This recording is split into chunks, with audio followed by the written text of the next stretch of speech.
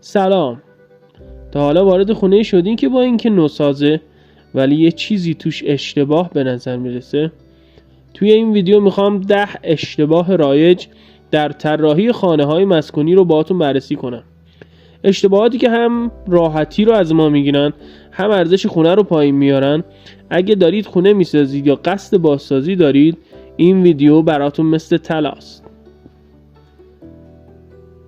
اولین موردی که میخوام باهاتون بررسی کنم نور طبیعی کمه. خونه بدون نور مثل آدم بی انرژیه. وقتی پنجره ها درست طراحی نشن، نور خورشید به داخل نمیرسه و فضا دلگیر میشه. حتما باعث افسردگی هم میشه واقعا. دومین مورد چیدمان اشتباه فضاها. اتاق خواب کنار آشپزخونه یا حمام درست پشت پذیرایی. این چیدمان ها باعث اختلال در آسایش و حریم خصوصی میشن. مورد سوممون فضای ذخیره‌سازی ناکافیه. هممون وسایل زیادی داریم، از لباس گرفته تا ابزار. نبود کمد و انباری مساوی با هرج و مرج دائمیه. چهارمین مورد دسترسی و سیرکولاسیون ضعیف. اگه برای رسیدن به اتاق خواب باید از وسط پذیرایی رد بشی، بدون یه جای کار میلنگه. مسیرهای رفت آمد باید راحت، کوتاه و منطقی باشن. پنجمین مورد عدم توجه به اقلیمه. اگه در منطقه گرمسیری زندگی میکنی، سقف شیروانی بدون عایق اشتباهه. طراحی باید با شرایط اقلیمی هماهنگ باشه، وگرنه پول برق میره هوا.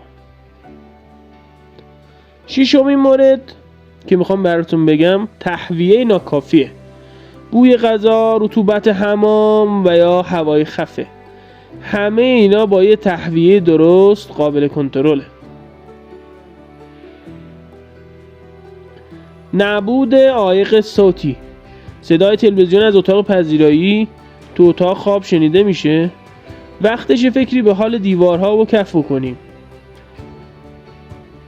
مورد هشتم طراحی ضعیف ورودی. ورودی اولین برخورد ما با خونه است.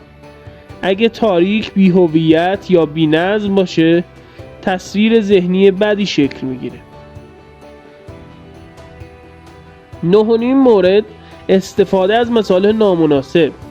کاشی‌های ارزون یا دیوارهای بدون عایق نه تنها ظاهر بدی دارن، بلکه عمر خونه رو کوتاه میکنن. دهمین مورد و آخرین اشکال از نظر من نداشتن انعطاف پذیری. زندگی تغییر میکنه و خونه هم باید با همراهش تغییر کنه.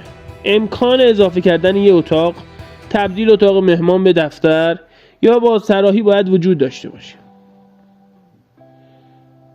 در آخر اگر بخوام براتون جمع‌بندی انجام بدم، این اشتباهات ساده ممکنه خونت رو از یه فضای راحت به یه مشکل همیشگی تبدیل کنن.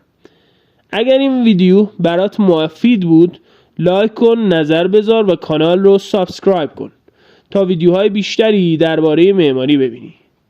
من علی هستم، متشکرم که ما رو همراهی کردی.